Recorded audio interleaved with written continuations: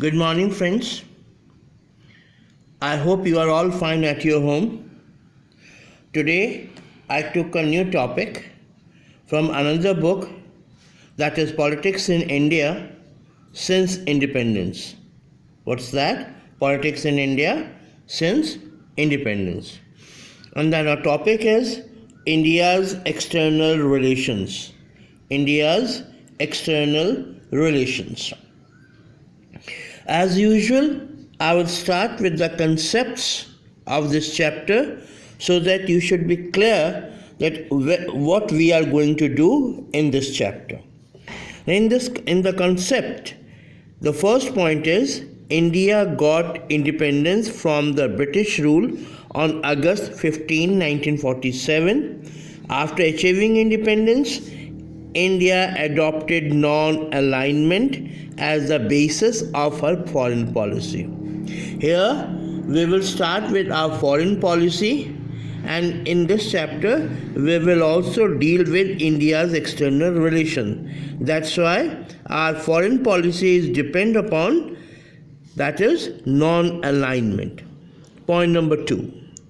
Pandit Jawaharlal Nehru is rightly acknowledged as the chief architect of India's foreign policy.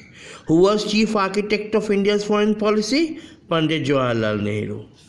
Point number 3. Indian National Congress had shown great interest in world affairs even before the achievement of independence.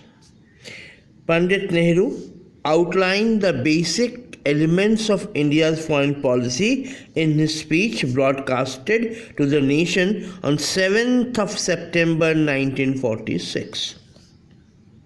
Fifth point.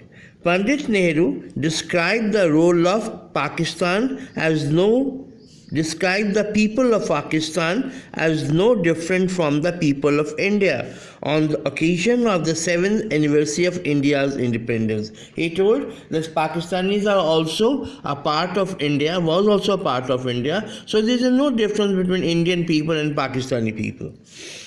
Sixth point. India has always tried to maintain peaceful, friendly, healthy and cordial relations with other countries of the world. For that, Pandit Nehru started Panchashil. We will discuss that Panchashil also in this chapter in the coming days. Seventh point. India has always supported the freedom struggle of the countries, all the countries. Bangladesh is a fine example of that. So we all supported that if any country wants to be independent, we should support them. So we supported Bangladesh. It's an example. Bangladesh was in East Pakistan. It wanted to get rid of Pakistan. So we supported them, and Bangladesh is a free country now. It was independent. It got independence in 1971. Eighth point. India's share in all-round development of Bhutan is the monument, and it's a maximum. Ninth one. India and China are trying to resolve their problems. India and China is having border disputes. India wants to solve it in a peaceful coexistence.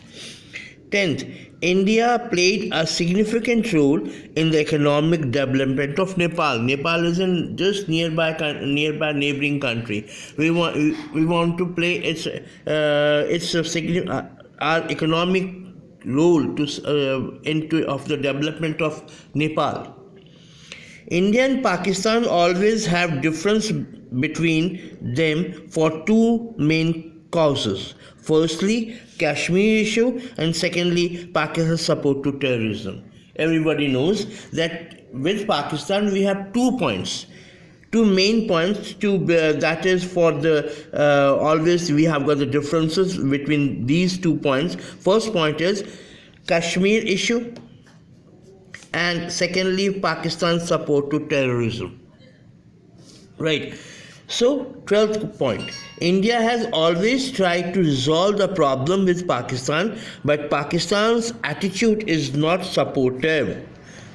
Pakistan attitude is not supported. Earlier also I told you that Pakistan army is supporting, army has a great role in Pakistan's politics.